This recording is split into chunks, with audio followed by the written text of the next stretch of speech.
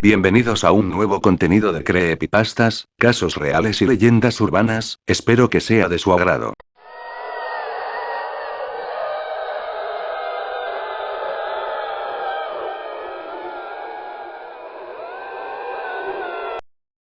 La cuenta regresiva que había empezado en el número 10 finalmente llegó a cero. Y la explosión debajo de nosotros hizo vibrar el fuselaje de una forma tan violenta, que visto desde dentro parecía una gelatina.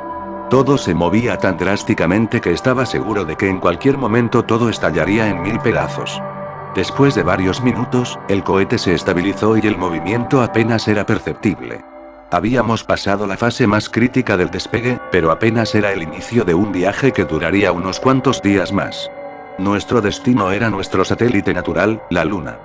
La tripulación está conformada por 3 astronautas, incluyéndome. Fuimos los afortunados para, después de varios años, regresar a nuestro astro.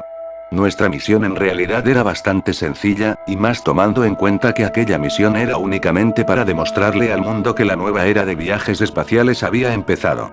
Debíamos simplemente caminar por su superficie, recoger unas cuantas muestras, y asegurarnos que la bandera colocada por el primer hombre en la Luna siguiera firme. Aunque en realidad, lo único importante era que demostráramos que habíamos llegado nuevamente a la Luna. Para eso, nuestro alunizaje sería no solo televisado, sino que también sería transmitido en vivo por internet.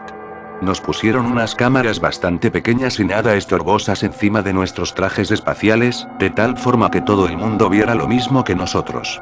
Cuando finalmente la cápsula alunizó, y la compuerta se abrió, el panorama desolador de un enorme e interminable desierto gris se extendió por el horizonte. Aquello me decepcionó un poco, pues creía que nos encontraríamos con algo más que la nada, pero no fue así. Ahora entendía por qué el hombre no había vuelto a pisar la luna desde hace bastante tiempo. Alunizamos casi en el mismo sitio que la misión del Apolo 11. La bandera americana seguía ahí, inmóvil e imperturbable, rígida y gloriosa. Varios de los artefactos colocados en las diferentes misiones del programa Apolo también seguían ahí. No muy lejos de aquel lugar, había una zona con varios cráteres. Estos no eran muy grandes, y la profundidad de estos apenas superaba los 10 metros. Pese a que nuestra misión se limitaba a caminar sobre la superficie del satélite, decidí investigar aquella zona y hacer un poco más interesante nuestro viaje. Al fondo de uno de los cráteres había varias rocas apiladas la una sobre la otra. Como sabrán, la gravedad ahí es menor, por lo que se pueden levantar objetos que en la Tierra jamás se podría. Así que cuando bajé y empujé una de las tantas piedras, esta se movió como una simple hoja de papel, revelando lo que había debajo de ellas. Un túnel, de no más de 2 metros de diámetro, iniciaba en aquel lugar. El lugar era demasiado angosto, pero no lo suficiente como para no poder bajar por ahí e investigar. La oscuridad casi absoluta que salía del agujero era casi impenetrable a las débiles luces con las que estaba equipado mi traje. A pesar de esto, se podía observar cómo el túnel descendía en forma vertical hasta ser tragado por una negrura casi absoluta. Dudé en descender hacia lo desconocido. Sabía que en aquel lugar solo había un solitario túnel lleno de nada. Pero el hecho de no saber hasta dónde llegaba era lo que más me daba miedo. Aún así, y cumpliendo con el deber de la misión, y sabiendo que cientos de miles de espectadores veían lo mismo que yo, me armé de valor y bajé por el túnel que me llevaría a las entrañas de la luna. La altura del túnel era tan pequeña que era imposible bajar gateando. Lo mejor era recostarme, como si fuera un tobogán, e impulsarme poco a poco con las manos. Mientras bajaba en la oscuridad, podía notar que la señal de radio era cada vez más débil, por lo que en cualquier momento me quedaría incomunicado. Seguí bajando hasta que mis pies finalmente tocaron el suelo de lo que parecía ser una enorme cueva. Me levanté con cuidado, y en efecto estaba en una de ellas. Pese a que la oscuridad me impedía ver más allá de unos cuantos metros a mi alrededor, sabía que el lugar era enorme. No había más que investigar, y, por mi seguridad, decidí regresar. Pero un ruido sonó a la lejanía, y una horrible sensación recorrió todo mi cuerpo como un balde de agua fría. Giré y traté de ver qué había ocasionado aquel misterioso sonido. Pensé en rocas, o el derrumbe de alguna otra cueva, pero entre más lo pensaba más improbable era cada posible respuesta. La única forma de saberlo era adentrarme en la cueva hasta encontrar el origen del sonido. Caminé en línea recta, sin saber qué era lo que me encontraría. Para este punto había perdido completa comunicación con la tierra. Trataba de tentar las paredes de la cueva a mi alrededor, pero estaban bastante alejadas las unas de las otras. Finalmente, alcancé a divisar un destello a la lejanía. Lo seguí hasta toparme con una de las paredes de la cueva. Al acercarme más pude ver un montón de pequeños túneles por toda la pared. Eran tan pequeños que apenas podía entrar uno de mis brazos. Estaban por todas partes. Bajé la mirada y observé nuevamente el destello. Resulta ser que este destello era provocado por mi propia linterna siendo reflejado por una superficie vidriosa y esférica, que estaba enterrada en el suelo. La tomé y la levanté, dejando al descubierto un traje espacial, similar a los usados hace varios años por los astronautas. Dentro había un esqueleto, y parte de la vitrina protectora del casco estaba rota. Leí la etiqueta que venía en el pecho del traje, donde en letras negras aún se podía leer un apellido que inmediatamente reconocí. Armstrong. La más pura sensación de horror empezó a invadirme lenta y cruelmente. Y no fue por haberme encontrado con el traje y el cadáver de Neil Armstrong en la luna. No fue por el sonido de algo arrastrándose por los túneles que se encontraban en la pared de enfrente. En realidad, fue por saber que sea lo que sea que había regresado a la Tierra con el Apolo 11 no era humano.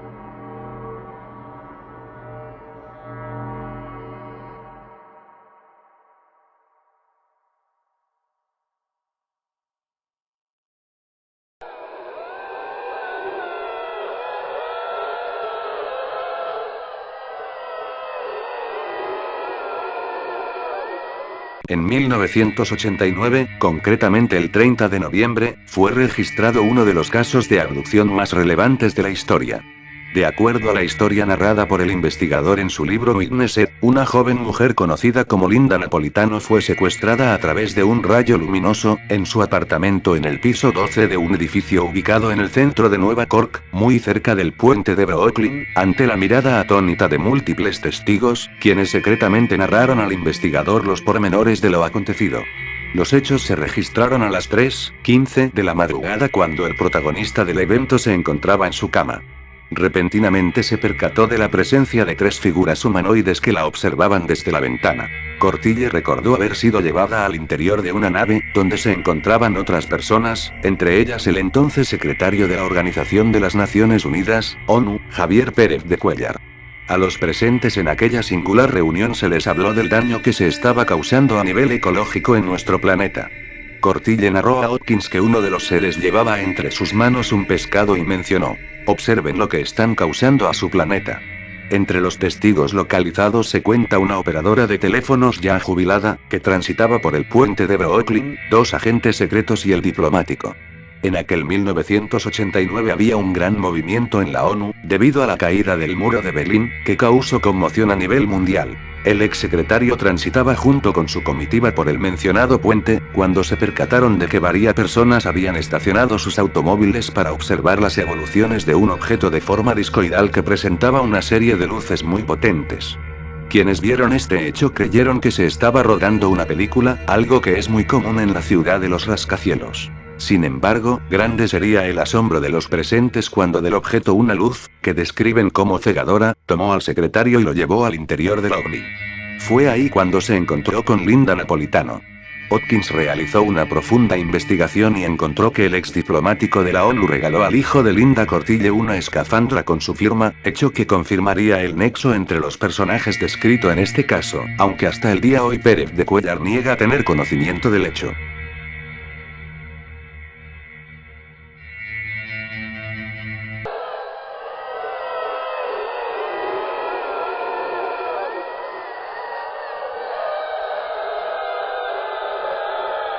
«14 de julio de 2004, es la fecha exacta en la cual el gobierno de Estados Unidos decidió sacar a la luz la existencia de la muy conocida Área 51, desde su revelación, miles y miles de teorías empezaron a hacerse en torno a esta. Aún hoy en día siguen surgiendo cada vez más y más, siendo muy probable que sigan generándose por un buen tiempo. El Área 51 es considerado el más grande lugar de teorías conspirativas de todo el mundo. Muchos darían lo que fuera por tan solo poder adentrarse un poco y saber qué es lo que en realidad oculta, considerado, el experimento humano más extremo de toda la historia. El Proyecto Abigail. Esta historia fue revelada por un encargado de limpieza del lugar en cuestión, el cual accedió ya que se le dio una cantidad de dinero extraordinaria por parte de un grupo de investigadores. Esta historia comienza en 1945, época en la que el Área 51 operaba bajo el nombre de Campo Auxiliar de la Fuerza Aérea de Indian Springs. La Segunda Guerra Mundial acababa de terminar con una victoria de Estados Unidos gracias a la ayuda que recibió de otros países. De no haberla recibido, lo más probable es que el ejército nazi hubiera arrasado con los americanos. Según cuenta este hombre, en cuanto acabó esta guerra en el Área 51 se empezó a discutir mucho sobre qué uso se le daría a la base, puesto que, esta en un principio se usó para guardar armas y el mejor equipamiento militar del país. Después de mucho se decidió que seguiría en uso militar, pero también se le daría uno científico, pues llegaron a la conclusión de que los nazis eran tan poderosos gracias a su constante experimentación con el cuerpo humano. Teniendo esto en mente, decidieron que ellos también deberían seguir estos pasos y mantenerse como una potencia mundial. Fue así como uno de los científicos más importantes del lugar, conocido como Albert Western, decidió iniciar un proyecto en el cual quería crear algo muy similar al Capitán América. Por desgracia, nadie estaba dispuesto a ser tratado como una rata de laboratorio y recibir en su cuerpo experimentos con el fin de que Albert cumpliera su sueño. Adicional a esto, la persona a la que se iban a realizar los experimentos debería ser de absoluta confianza para Albert y en general para todo el Área 51, ya que no querían que sus experimentos, de tener resultados positivos, pudieran caer en manos. Después de mucho pensar, Albert tomó una decisión muy dura. La persona indicada para recibir aquel experimento era su propia hija, Abigail Wester, una joven universitaria la cual se estaba adentrando cada vez más en temas del área, y así se hizo. La chica empezó a recibir todo tipo de experimentos en su cuerpo, los cuales después de un tiempo, empezaron a tener efectos que Albert pudo notar. La apariencia de Abigail estaba cambiando de una forma muy drástica, su piel empezaba a arrugarse, los dientes le estaban creciendo de una manera descomunal y cada vez tenía menos razonamiento. Varios colegas del científico le pedían encarecidamente que detuviera el proyecto Abigail, pero este no estaba dispuesto a llevar este experimento hasta sus últimos resultados, y no porque odiaba a su hija, de hecho, era lo más preciado para él, solo que era consciente que sin el proyecto, la joven moriría de una forma completamente inminente, puesto que su cuerpo ahora dependía de todos los medicamentos que se le daban. Otros miembros del Área 51, los cocineros, dijeron en sus entrevistas que preparaban platos enormes y los llevaban a una gran jaula, y que estos nunca supieron con certeza qué había dentro de esta, pero lo que sí afirmaban con un poco de miedo es que lo que se encontraba allí era un monstruo. También decían que en varias ocasiones lograron ver a su jefe enfrente de la jaula, llorando o hablando con esta criatura. Abigail perdió la razón y parecía algún animal salvaje. Después de un tiempo todo fracasó. Albert se había dado cuenta del error que había cometido. Abigail ya no era la misma niña que había entrado en un principio, ahora era simplemente un monstruo el cual buscaba subsistir. Con esto en mente, el hombre que ideó este fatídico proyecto se suicidó 2 años después de haberlo iniciado, no sin antes dejar una carta en la cual comunicaba a sus colegas que intentaran regresar a su hija a la normalidad o que por lo menos no la asesinaran. Con Albert fuera del camino, el ejército estadounidense no estaba dispuesto a gastar más presupuesto con el fin de devolverla a la normalidad, aunque si cumplieron la otra promesa, la cual era dejarla con vida, ellos no la iban a matar de una forma directa. Decidieron que el hambre fuera la encargada de asesinar a este monstruo. Se dejó de hacer comida para Abigail. Como resultado, la primera noche muchos miembros del Área 51 aseguraron que se escuchaban aullidos y fuertes rasguños. En un momento se encendieron las alarmas, pero al ir a revisar qué pasaba y para su sorpresa el monstruo ya no se encontraba en la celda. Un rato después se encontraron muertos a 2 guardias, la criatura se había escapado hambrienta. Inmediatamente se puso en progreso la idea de cerrar el área donde se encontraba la abominación con los materiales más fuertes del mundo. Al día de hoy han pasado 70 años de la realización del proyecto Abigail. Aún pasado este tiempo, muchos dicen que en el ala oeste del Área 51 se logran escuchar rasguños. Una de las preguntas más grandes es cómo la joven convertida en un monstruo ha podido sobrevivir tanto tiempo. A día de hoy se cree que Abigail es uno de los motivos por el cual el Área 51 es tan resguardada, puesto que no quieren que algún explorador pueda tener algún encuentro con ella y así terminar en consecuencias fatídicas.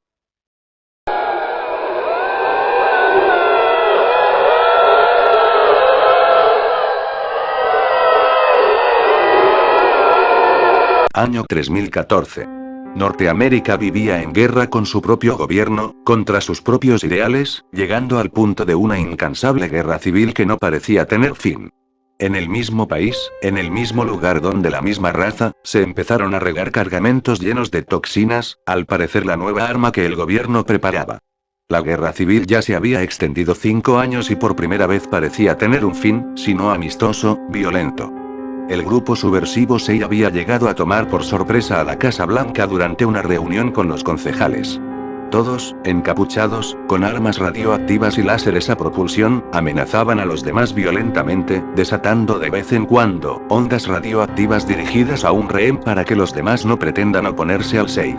Los rehenes vieron como la víctima de las ondas radioactivas empezaba a convulsionar violentamente mientras su piel se tornaba de un color rojo profundo, provocándole pequeños orificios en la piel hasta quemarla absolutamente, dejando solo un esqueleto humano con pequeños restos de carne humana aferrada a él.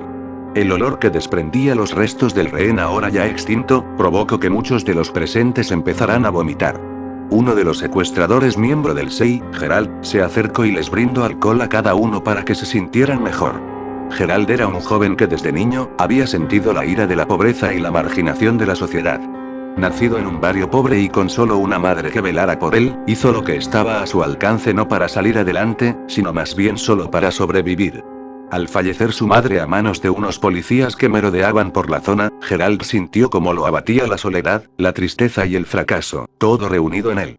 Más de una vez intentó quitarse la vida para acabar con ese sufrimiento que lo carcomía cada mañana al levantarse y mirar por la ventana, pero siempre se arrepentía, con esperanzas de que algo bueno llegaría. Fue ahí cuando llegó la SEI. Gerald fue reclutado para cometer los actos terroristas con el fin de desestabilizar el estado del país. La situación de la Casa Blanca parecía no tener fin. Ya habían hablado con cada uno de los representantes del gobierno, a pesar de que no negociaban con terroristas, pero el SEI no llegaba a un acuerdo. La confusión se apoderó de cada uno de los secuestradores que empezaron a discutir hasta el punto de apuntarse con sus armas. Fue la confusión y la distracción de ellos que los hizo alejarse de la situación actual. Un comando especializado en estos casos ingresó por el techo aprovechando la distracción de los presentes y arremetió rápidamente contra ellos, mientras más de su compañía accedían a la Casa Blanca por las ventanas. Todos los terroristas murieron, menos Gerald, quien apenas vio que el comando había entrado, se tiró al suelo con las manos en la cabeza, pues sabía que no tenían oportunidad contra ellos. La policía ingresó y rescató a los rehenes, mientras llevaban a Gerald al cuartel. Gerald miraba con temor al que ahora estaba sentado frente a él, dispuesto a sacarle todos los detalles respecto al grupo terrorista vinculado a él. Gerald no le vio sentido el permanecer callado, y aguantar golpes de un militar, claro está, por lo que dijo con suma precaución, todo lo que sabía acerca del SEI. El militar lo miró profundamente a los ojos, mientras marcaba una sonrisa de aprobación en su rostro, ya asentía con la cabeza. Tu pena mínima ahora. Gerald rogó al presente que lo dejase libre, que no podía ir a prisión pues lo matarían dentro por los rivales que tenía la SEI.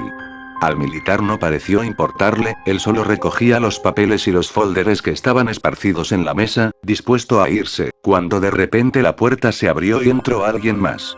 Este nuevo personaje estaba vestido informalmente, no parecía ser un militar por su escaso físico, y por el hecho que llevaba gafas.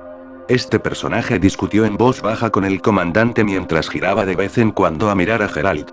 Este último hacía lo que fuese por escuchar la conversación, pero solo pudo escuchar una frase. Y necesitamos uno y...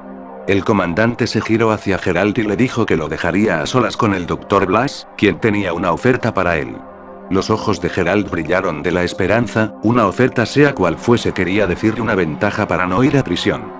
El Dr. Blas chequeó de pies a cabeza a Gerald mientras le proponía que fuera parte de un experimento a cambio de que no vaya a prisión y se le borren los cargos contra él respecto al terrorismo, prácticamente, una nueva vida. Por un momento Gerald no podía creer lo que acababa de escuchar.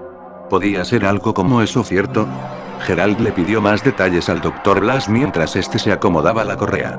El Dr. Blas le explicó a Gerald que el experimento consistía por un comienzo, en recrear una vida cotidiana, dejarlo en una casa donde haya comida, ducha fría, televisión, y todo lo necesario para la diversión, tenía también un perro y un patio trasero. Solo podía salir a la calle, la cual estaría completamente vacía, cuando se le indicase.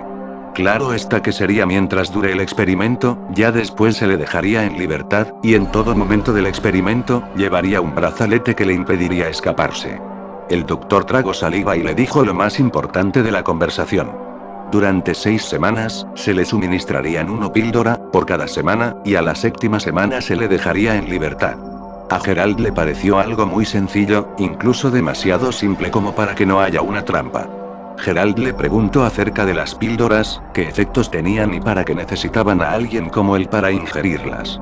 El doctor, quien se esperaba ese tipo de preguntas, desvió su mirada a la pared de concreto, como si se tratase de una ventana. El doctor le explicó que cada una de esas píldoras estimularían sus sentidos hasta el máximo humanamente posible, y lo necesitaban a él porque alguien, después de todo, debía ingerirlas. El doctor le aclaró que no era nada personal la elección. Gerald pestañeó y lanzó su última pregunta. ¿Qué es lo peor que me podría pasar? Preguntó Gerald al doctor achicando los ojos. El doctor le expuso que lo peor que le pudiera pasar, de salir todo mal, lo que él no creía, era que podría perder capacidad en los sentidos, pues por ejemplo, no vería bien como antes, o no escucharía claramente los sonidos, más lejos que eso, nada. Gerald quería hacer cualquier cosa por alejarse de la vida presidiaria, por lo que sin hacer más preguntas, siguió al doctor para empezar ya mismo el experimento. Le colocaron una pulsera con 2 cristales, cada uno de un color, por si se escapaba avisarles a los encargados del plantel y a la vez emitir pequeñas descargas eléctricas para paralizar su fuga. Gerald fue escoltado por 3 hombres, incluyendo al Dr. Blas, a lo que sería su nueva casa temporal. Lo dejaron entrar sin antes decirle que mañana por la mañana vendrían a entregarle la primera píldora. Tras cerrarse la puerta principal de la enorme casa, Gerald corrió a lo que suponía el comedor, buscando comida o algo para llenar su hambre. Había sido un largo día, y lo único que quería era descansar y llenar su estómago. Mientras Gerald comía un poco de Pringles y Coca-Cola, se le acercó un pequeño cachorro siberiano de ojos celestes. A Gerald le enterneció aquel can, y prosiguió a sobar su cabeza. El can, que llevaba en el collar el nombre de Itchy, empezó a mover la cola en señal de alegría. A Gerald le pareció durante esos instantes, que después de todo fue un milagro que lo capturara durante el atentado a la Casa Blanca. Gerald se acomodó en el sofá y prendió la televisión, saltándose todos los canales con la primicia del secuestro en el que había estado involucrado, buscando algún canal que lo relajase. Fue ahí donde Gerald pensó en lo que el Dr. Blas le había dicho. 6 semanas. Le pareció extraño 6 semanas, tomando en cuenta de que los humanos solo poseían 5 sentidos. Gerald creyó que el cansancio le había jugado una mala pasada, convenciéndose de que había escuchado mal, o quizás Blas se había confundido. La noche transcurrió rápidamente, sumergiendo a Gerald en un envidiable sueño arrollador.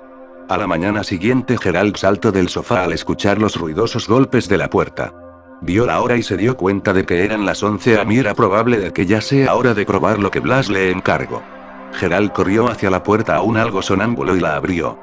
Ahí estaban 2 sujetos vestidos de terno, con lentes oscuros, uno de ellos llevaba una pequeña caja, que aunque fuera pequeña, la sostenía con ambas manos, quizás por su importancia. Ese mismo sujeto le acercó la caja a Gerald, mientras el otro le acercaba una botella de agua. Gerald supo entonces de qué se trataba, abrió la caja y la vio. Era una pequeña píldora roja, con forma de óvalo con el número 1 marcado en ella. Gerald la tragó mientras tomaba un poco de agua que le alcanzó uno de los sujetos. Al ver que estos no se iban, abrió su boca y movió su lengua, haciéndoles ver que la había tragado. Entonces ambos sujetos se marcharon en silencio, sin proferir ruido alguno. Gerald no le tomó importancia y volvió a la cocina, mientras era bien recibido por Itchy, quien se había convertido en una importante compañía para Gerald, suponiendo la prisión de oro en la cual estaba temporalmente inmerso. Mientras pasaban los minutos, Gerald se extrañaba que no sintiera nada nuevo en su cuerpo. A su parecer, esas píldoras eran una estafa, y por ser algo experimental, era muy probable de que no surtieran efecto. Él pensó que sería lo mejor, después de todo, un trato era un trato, y ya que había ingerido la píldora, no había vuelta atrás, en 7 semanas saldría libre. Pero pasó algo que Gerald no se esperaba. El cuerpo de Gerald reaccionó de manera inmediata tapándose la nariz con las manos, y haciendo un gesto de aberración, algo, no sabía qué, pero algo había en esa casa que emitía un olor extremadamente horrible. Gerald empezó a respirar por la boca para evitar oler ese espantoso hedor que, aunque buscaba y buscaba por toda la casa, no tenía una fuente fija de dónde viniese. Gerald probaba cada 10 minutos respirando por la nariz, pero el olor seguía en el aire, era espantoso, solo respirar un poco de ese olor te hacía marear y te daba náuseas. Gerald supuso que era uno de los síntomas de la píldora, aunque más que preocuparle le dio risa, pues si realmente era ese el efecto de tan importante píldora, le parecía algo ridículo, pues respirando por la boca evitaría la molestia que suponía respirar por la nariz. Era cansado hacerlo, y más cuando no estaba acostumbrado, pero aguantaría lo que sea por volver a ver la luz del día, regresar a su verdadero hogar y borrar el oscuro pasado que representaba el Sei. Las horas pasaron rápidamente gastando el tiempo del televisor a la comida. Aproximadamente a las 8 p.m., se pudo escuchar por un parlante ubicado en la casa, la voz del Dr. Blas. Este le indicaba que podía salir un rato a lo que ellos habían elaborado como una calle de la ciudad, claro hasta el límite de esta.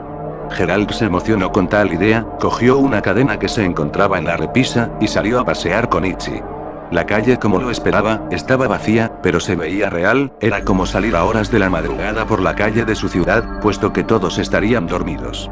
Gerald tuvo curiosidad por comprobar si aún afuera de su casa, el horrible olor seguía en el aire. Gerald respiró un poco solo para toser y volver a la práctica de respirar por la boca. El olor que había sentido era mucho peor que el de adentro de su casa. Lo curioso era que ambos olores eran diferentes, e incluso ahí, afuera, pudo oler el horrible hedor que emanaba de su casa, con la misma intensidad, solo que combinado con nuevos olores que emanaban de la calle, igual de horribles. Era increíble, Gerald no creyó que existiese olores de esa intensidad, después de todo se arrepintió de subestimar el experimento del Dr. Blas. La voz del doctor dio fin a la caminata con Ichi, indicándole que volviera a su casa para la cena. Cuando Gerald volvió, pudo ver que habían vaciado más comida en su refrigerador, y en la mesa habían puesto una exquisita presa de pollo, con bebidas y demás postres.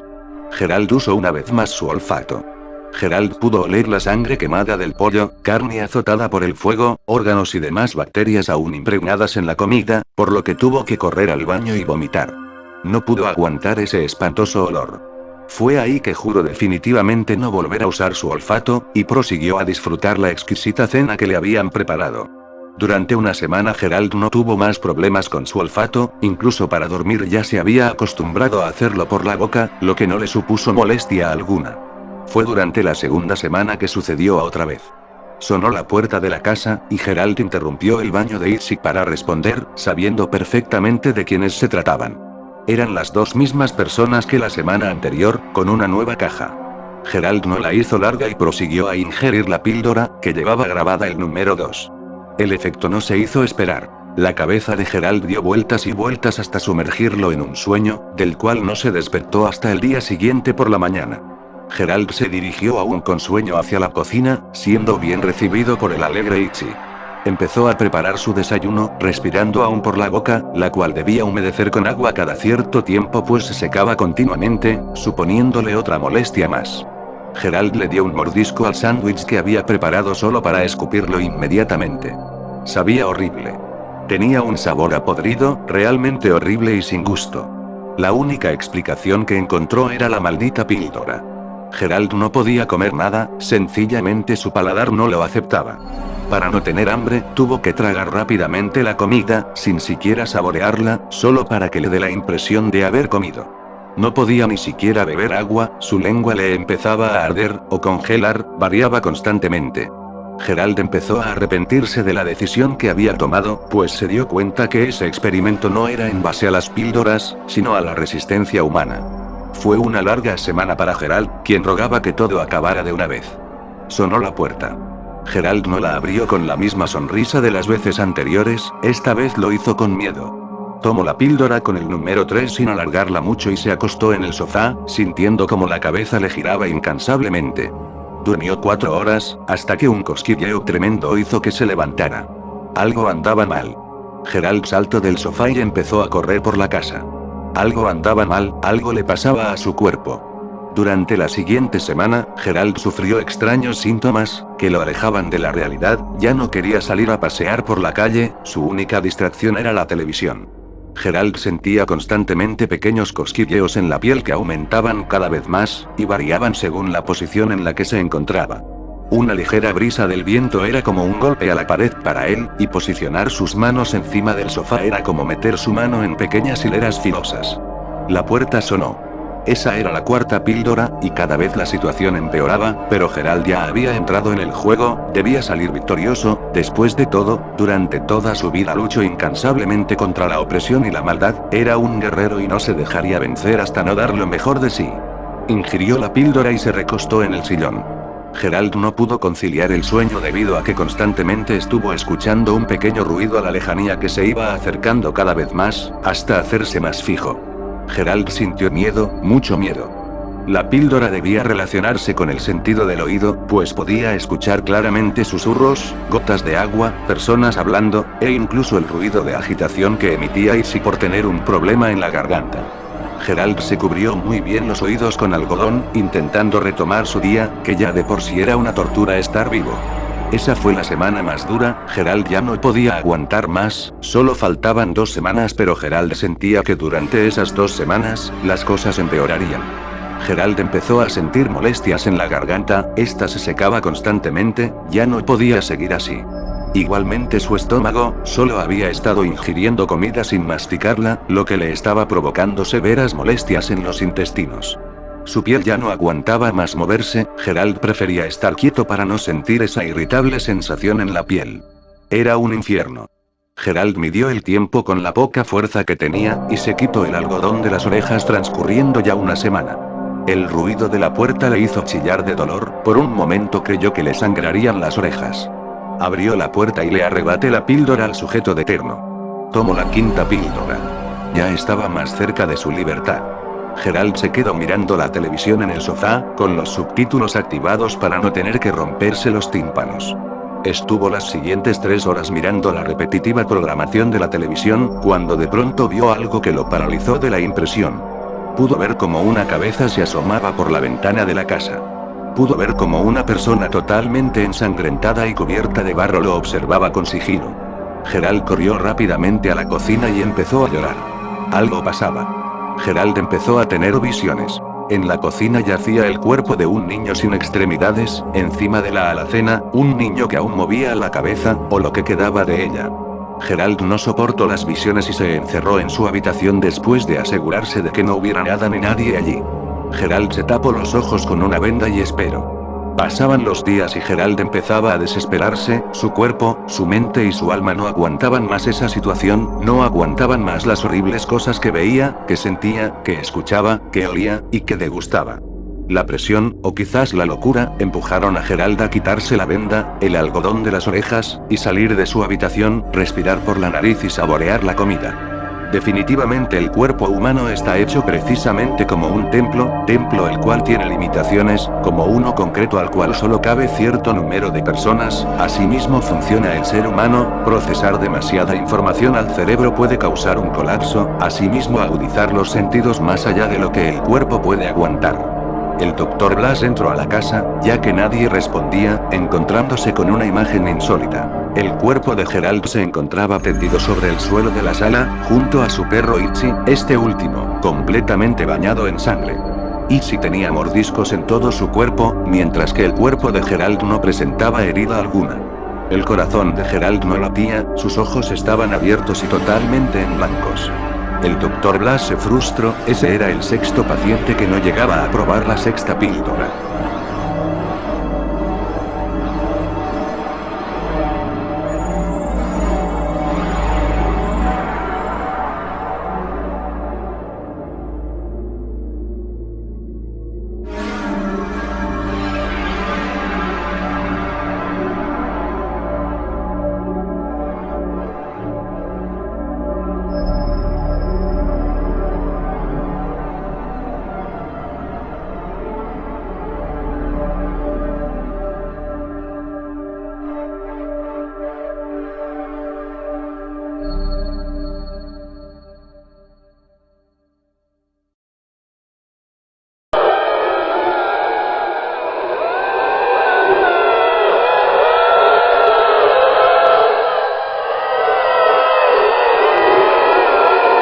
Valverit, también conocido como el Archivero, es un demonio prácticamente indescifrable.